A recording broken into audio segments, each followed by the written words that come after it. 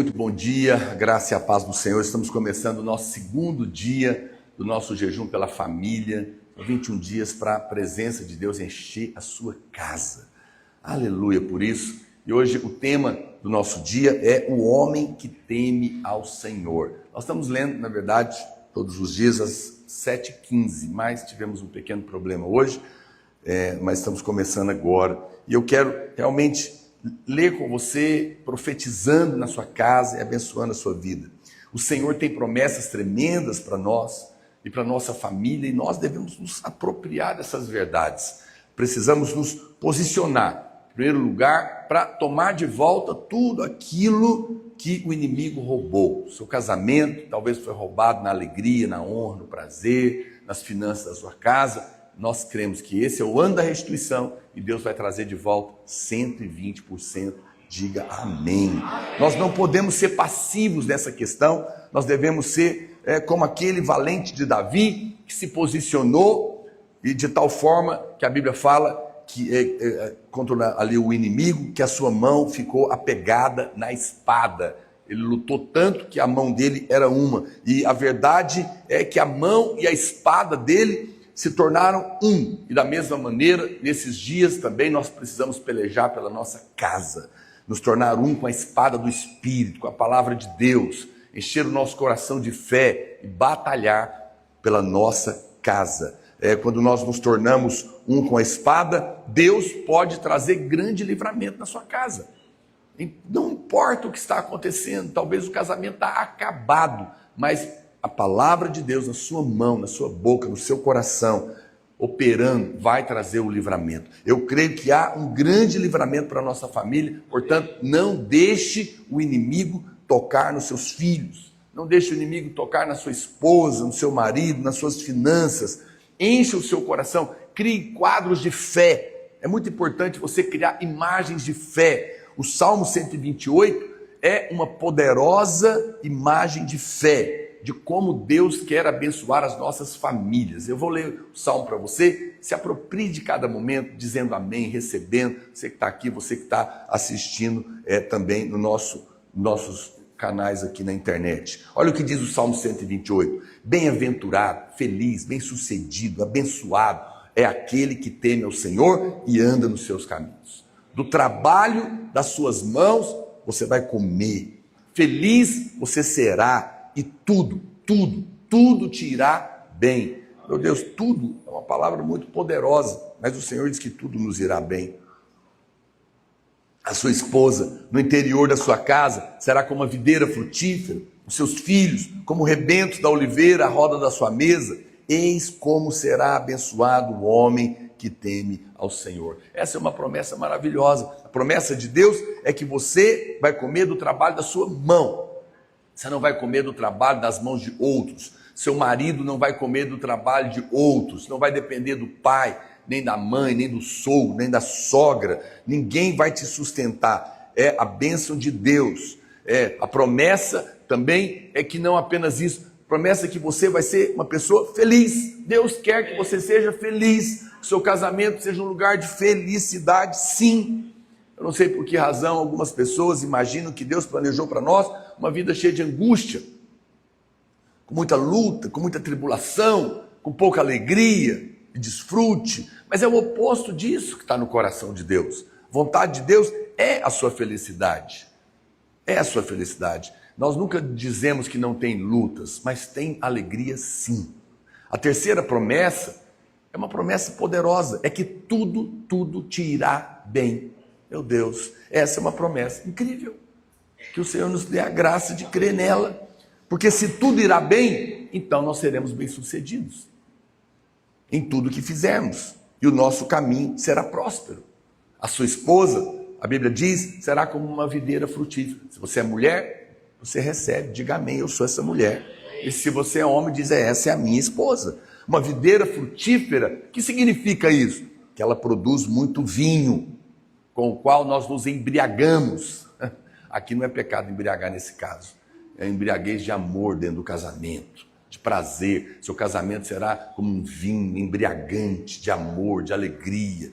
Deus quer que nos embriaguemos de amor nos braços da nossa esposa, nos braços da sua esposa, um vinho estonteante que nos faz felizes. Não fale o que você está vendo hoje. Talvez hoje não está assim, né? Está como uma água suja, mas vai ficar. Fale o que você está crendo, não fale o que você está vendo. Olha a outra parte da promessa do Salmo: seus filhos serão como rebentos da oliveira. O que significa isso, pastor? Da oliveira vem ao azeite, a unção. Seus filhos serão ungidos do Senhor. A unção será esparramada na sua mesa. Filhos abençoados. O azeite era algo muito sagrado lá em Israel. E ele tem um significado enorme. Eles usavam para ungir as coisas santas, como combustível para as lâmpadas e também algumas vezes para propósitos medicinais e ainda como alimento e também, por fim, para fazer sabão. Olha quanta utilidade tinha o azeite em Israel. Por isso é muito significante dizer que seus filhos são ungidos, que a sua casa é ungida. Então veja que nós tivemos lá em Israel numa ocasião e um guia estava explicando que eles prensavam as azeitonas 3 vezes para retirar o azeite. A primeira prensa era o óleo usado para iluminar o templo, era o combustível da menorá, daquele candelabro, né, menorá. A segunda prensa, ela passava de novo e o óleo era produzido um óleo para fins de cura, medicinais. E a terceira vez que voltava a prensa da azeitona, o azeite era usado para fazer sabão, ou seja, para limpeza e purificação. E isso é muito significativo na palavra de Deus. Eu creio que Jesus Cristo passou por essa prensa. E a primeira foi lá no Getsêmani, que significa prensa de azeite. Getsêmani significa prensa de azeite. Ele foi prensado lá no nosso lugar, em nosso favor, em favor da nossa família. Quando o Senhor passou pela primeira prensa, aquele foi um momento de densas trevas, para que hoje haja luz de Deus na sua vida. Amém. Haja luz de Deus no seu casamento, na sua casa, na sua família. A segunda prensa, ele foi açoitado, diz a Bíblia, e ele foi ferido para produzir o azeite usado para fins medicinais. Ou seja, hoje nós somos curados pelas suas feridas. Mas também a terceira prensa era para produzir o azeite para lavar e purificar. E ela aconteceu lá na cruz, quando ele foi prensado lá, onde o Senhor derramou o seu sangue, que nos lavou e nos purificou. Sua casa é lavada, sua vida é perdoada, o sangue está fazendo isso. Todas essas promessas são feitas ao homem. A mulher e os filhos são abençoados porque o homem é abençoado. Você que é um pai de família, receba. E você que é casada, abençoe o seu marido. Declare: eu creio nisso na verdade do meu marido. Você fala: pastor, mas ele ainda não é crente. Fale o que você quer ver, não fale o que você está vendo. Já declare que o seu marido é esse homem, não é? E para quem vai casar, a mesma coisa. Quando o homem é transformado, toda a sua casa é transformada também. Porque se o líder muda, a esposa segue a sua mudança, os filhos recebem essa influência. A mulher não é a líder da casa. Nenhum homem deve, portanto, abdicar das suas responsabilidades para a sua mulher. O plano de Deus é que a bênção da família comece com o pai. Ele tem essa responsabilidade. Nós já dissemos isso. Isso não faz do homem maior nem melhor. É apenas uma posição que ele precisa ocupar para abençoar toda a casa. É a ordenação divina. Todas essas bênçãos, porém, a Bíblia está deixando claro, são para os homens que temem ao Senhor. Temem ao Senhor.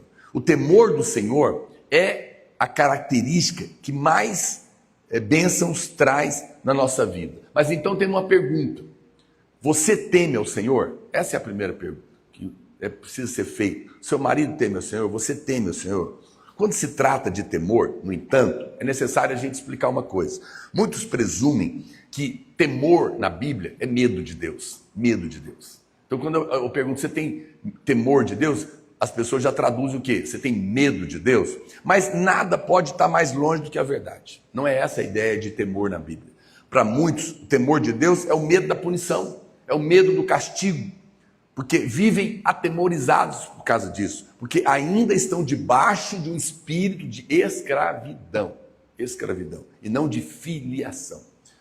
Todavia, para aqueles que clamam Abba, Pai, entendem que Deus é o seu paizinho, o temor é apenas o resultado do amor que foi recebido. Veja que no Salmo 30, apenas 2 capítulos depois, Davi nos dá uma definição de temor. Lembre-se sempre que a Bíblia é o seu próprio intérprete. Então a Bíblia interpreta a própria Bíblia. O Salmo 130, verso 3 e 4 diz assim: se observares, Senhor, iniquidades, quem, Senhor, subsistirá? Porém, contigo está o perdão. Perdão. Para quê? Para que te temam. Ele dá uma explicação aqui. Se o Senhor olhar para nós e contemplar em nós iniquidade, ninguém subsistirá. Nós louvamos ao Senhor, porque nesse tempo da graça, Ele vê o sangue sobre nós. E se Ele vê o sangue, as iniquidades estão removidas. Davi diz que o temor do Senhor não vem por enxergar o seu pecado. O temor do Senhor vem quando compreendemos que fomos perdoados.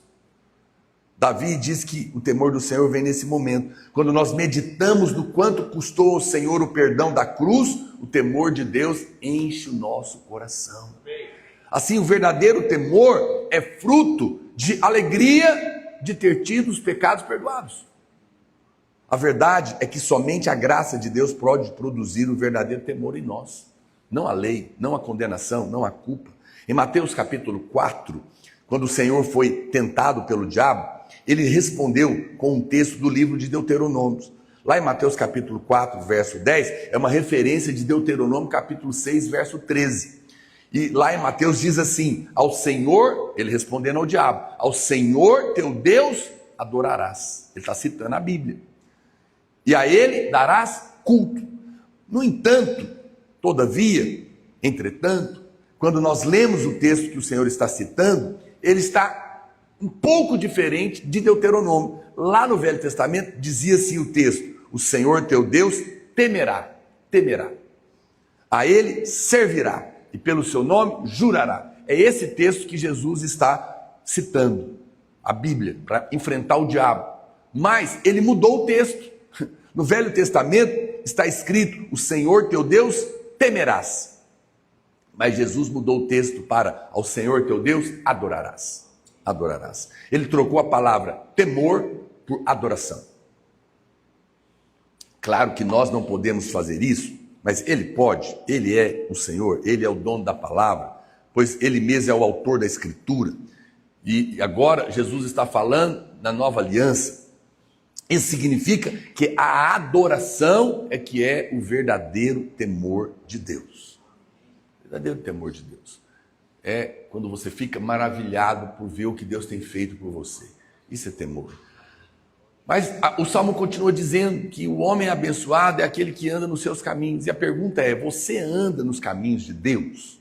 Mais uma vez, nós não estamos fazendo perguntas para te acusar, para te condenar, mas para te guiar, direcionar. Quando a palavra de Deus fala de andar nos caminhos de Deus, ela está falando na verdade que nós andamos seguindo o Senhor.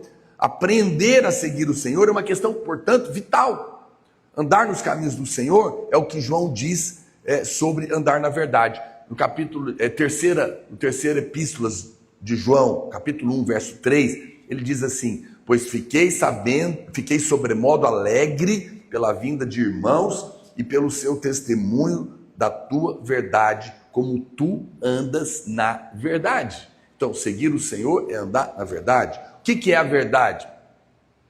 Veja bem que o que o Senhor Jesus disse no Evangelho de João, capítulo 8, verso 31. Disse, pois, Jesus aos judeus que haviam crido nele: se vós permanecerdes na minha palavra, sois verdadeiramente meus discípulos, e conhecereis a verdade, e a verdade vos libertará. Veja como a Bíblia explica a Bíblia, não é? Andar no Senhor é andar na verdade, e conhecer a verdade é conhecer o Senhor. A palavra aqui do Evangelho, a qual o Senhor se refere, é sempre a palavra da graça. Os judeus, eles conheciam os mandamentos de Moisés, portanto a palavra de Jesus não se referia à lei. Está dizendo, você conhecia outra coisa, mas agora eu quero que você conheça o Evangelho para que você seja liberto. A verdade não é a lei do Velho Testamento, pois estas os judeus já conheciam e não tinham experimentado libertação. Mas a verdade do Evangelho agora podia libertá-los. Por isso que Jesus falou, conheça a verdade, que vocês ainda não conhecem. E essa verdade vai trazer libertação na sua vida. A verdade é a graça do Evangelho. Como nós podemos, Senhor, irmãos, afirmar isso? Nós precisamos sempre nos lembrar de que a Bíblia é o seu próprio intérprete. Bíblia explica a Bíblia. Então, mais uma vez, no livro de Gálatas, Paulo nos esclarece o que é a verdade. Houve um momento na vida de Pedro em que Paulo teve que repreendê-lo. Paulo diz que Pedro não estava andando de acordo com a verdade do Evangelho, lá em Gálatas 2. Disso, nós concluímos que a verdade é a graça do Evangelho. Andar na verdade é andar segundo a graça do Evangelho. Esse é o verdadeiro caminho. O Senhor, e você tem que decidir fazer isso na sua casa, na sua vida. Se você quer ver seu casamento abençoado, você tem que ser esse homem que anda na verdade. Essa mulher que anda na verdade, essa família que anda baseada na graça. Para de tentar merecer, de fazer troca, não é? Você tem andado nessa verdade? Você crê todos os dias com seus... Pastor, como que é isso? É o restante das perguntas. Você crê que todos os dias que seus pecados estão perdoados? Você crê que recebeu a justiça de Cristo? Quando algum ensino nos leva a duvidar dessas realidades, nós deixamos de andar na verdade. Caleb, no Velho Testamento, foi alguém que seguiu o Senhor. Um outro exemplo, ele era um dos 12 espias enviados por Moisés para espiar a terra de Canaã, a terra prometida. Ele e Josué voltaram cheios de fé para a conquista, enquanto os outros se afundaram na incredulidade. Olha o que diz Números 14, 24. Porém, o meu servo Caleb, visto que nele houve outro espírito e perseverou em seguir-me, eu o farei entrar na terra que espiou e a sua descendência a possuirá. O Senhor disse que Caleb perseverou em segui-lo. Como que ele fez isso? Ele simplesmente creu que o Senhor lhe daria a herança. Se você crê que Deus vai encher sua casa nesses dias, se você crê que a sua casa é perdoada, é justificada, é abençoada e persevera em crer, Deus vai te colocar na terra prometida. Vai fazer da sua casa, da sua família, uma terra que emana leite e mel. Ele tinha um espírito de fé, diferente dos outros espias. Porque quando cremos na sua palavra, o Senhor diz que estamos seguindo. Caleb peregrinou com o povo por 40 anos, mas o seu coração estava na terra que manava leite e mel. Em todo o tempo ele seguiu o Senhor. O Senhor Jesus falou muitas vezes que o seguissem. Em Mateus 4,19 ele diz, e disse-lhes, vinde após mim, e eu vos farei pescadores de homens. Em Mateus 16, 24 ele disse, então disse Jesus a seus discípulos, se alguém quer vir após mim, a si mesmo se negue, toma a sua cruz e me siga. Em João 12, 26 ele disse, se alguém me serve, siga-me, e onde eu estou, ali estará também o meu servo, e se alguém me servir, o Pai o honrará. Veja que o segredo de Caleb foi seguir o Senhor. No entanto, não se diz que ele seguiu o Senhor cumprindo a lei, mas crendo na promessa. Veja, você não segue a Deus tentando merecer coisa alguma. Você segue a Deus crendo que tem uma promessa, que tudo que você fizer vai ser bem sucedido, que a sua casa é abençoada, que os seus filhos são ungidos. Não desista de crer, não desanime. Não desanime porque está demorando. Não desanime porque ainda não aconteceu. Tem coisas que são mais rápidas, outras mais demoradas, mas nós cremos que esses dias não vai demorar, porque esse é um tempo da restituição, e nem vai demorar o fim do jejum, você vai começar a ver milagres. Hoje também somos desafiados a crer na promessa, e quando cremos, nós seguimos ao Senhor. Caleb e Josué foram os únicos a receberem a herança da promessa, porque foram os únicos a seguirem o Senhor. Muitas pessoas perguntam por que alguns irmãos são abençoados e outros não. É porque uns decidem seguir a promessa e outros não. João e Pedro são símbolos de dois tipos de discípulo. João representa aqueles que se gloriam em ser amados do Senhor. E Pedro representa os crentes que se gloriam em amar o Senhor. Tem duas pessoas aqui. Um diz, eu amo a Deus, eu sou uma pessoa consagrada. O outro diz, não, eu sou amado. Não vou me gabar, não. Deus é que me ama muito mais do que eu amo a Ele. São dois tipos, porque um está confiando em si, o outro no amor de Deus. Depois da ressurreição, o Senhor aparece a ambos. Mas de João se diz que ele seguiu o Senhor. Que coisa, né? Olha o que diz aqui em João 21, 20. Então Pedro voltando-se, viu que também o ia seguindo o discípulo a quem Jesus amava. Aleluia. O qual na ceia se reclinara sobre o peito de Jesus e perguntara: Senhor, quem é o traidor? Vendo, pois, Pedro, perguntou a Jesus: e quanto a este? Respondeu-lhe Jesus: se eu quero que ele permaneça até que eu venha, que te importa? Quanto a ti, segue-me. Que coisa, hein? Veja, o texto diz que João ia seguindo Jesus. João estava consciente do amor do Senhor por ele. E qual que era o resultado? É que ele estava seguindo o Senhor. Você não pode abençoar sua casa, sua família, seu casamento, se você não entender que você é amado. Se você não lembrar disso todo dia. É isso que vai fazer você seguir o Senhor e ser abençoado. Mas ele fazia isso de forma espontânea, sem nem estar consciente disso. Quando você está consciente do amor do Senhor, você está seguindo o Senhor.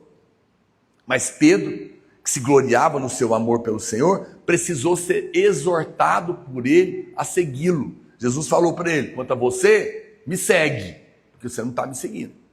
Você está confiando no seu braço. Disse o Senhor a Pedro. Nós precisamos lembrar as pessoas de seguir o Senhor quando não se sentem amadas e nem descansam em fé na promessa. É isso que nós estamos fazendo. Frequentemente nos vemos olhando para esse ou aquele líder e perguntando ao Senhor: e quanto aquele outro irmão? E aquela família? Aquele casal? Mas nesses momentos a resposta do Senhor é sempre essa: quanto a você, me segue. Para de olhar para os outros que estão sendo abençoados e vem me seguir, vem andar no caminho do amor, do perdão, vem crer na promessa que eu também vou abençoar a sua casa, não é? Nós precisamos parar de culpar os outros ou o trabalho dos outros, porque se estamos conscientes do amor de Deus, nós também o seguiremos espontaneamente, e dessa maneira nós e a nossa casa serão abençoados. Amém? Você crê nisso? Eu gostaria de orar por você que está conectado aqui conosco, você que está aqui. Vamos ficar de pé aqui por um minuto. E eu gostaria que nós orássemos. Eu quero orar por você que está me acompanhando aí à distância, dos nossos canais. Quero convidar e lembrar você de me seguir. Clica aí para se inscrever no nosso canal, nos seguir nas nossas redes sociais. Seja conectado conosco para receber dessa verdade de Deus. Por um minuto, erga sua voz em oração enquanto eu oro por você. Fala para o Senhor: eu quero te seguir. Eu quero ser parte dessa família do Salmo 128. Eu quero ser esse homem abençoado. Eu quero ser esposa desse homem abençoado. Eu creio que os meus filhos são ungidos, que a tua unção está na minha casa para iluminar, para alimentar, para purificar. Ó Deus, para trazer cura, para trazer milagre. Nós cremos, Senhor, que as nossas esposas são como essa mulher do Salmo 128, é uma videira frutífera, e que o nosso casamento é cheio de prazer, é cheio de deleite, de amor, de gozo, de respeito. Nós cremos, Senhor, que nós somos os homens abençoados, bem-aventurados. Vamos comer do trabalho das nossas mãos, não vamos tomar emprestado, não vamos depender de ninguém, porque essa é a sua promessa. Mulheres abençoadas, homens abençoados, filhos abençoados, famílias abençoadas, porque estão andando nos seus caminhos, estão temendo o Senhor porque sabem que são perdoados, estão seguindo o caminho porque estão andando com o Senhor, confiado na tua graça imerecida, teu favor imerecido. Não estão tentando merecer ser uma família abençoada, não estão se gabando por serem consagrados ou amar a Deus. Antes estão como João, lembrando diariamente que são amados, por isso estão seguindo a verdade, estão crendo na promessa, não estão olhando para a circunstância. Nós abençoamos cada família e declaramos a tua bênção e o teu favor hoje, em nome de Jesus. Amém? Deus abençoe a sua vida, querido. Vou salvar essa live, compartilha ela em todos os grupos de WhatsApp, manda para alguém que você ama, que você conhece, e amanhã nós estamos de volta aqui. Começamos às 7h15, hoje à noite tem culto, 7h30, te esperamos aqui. Deus te abençoe, no nome de Jesus. Amém.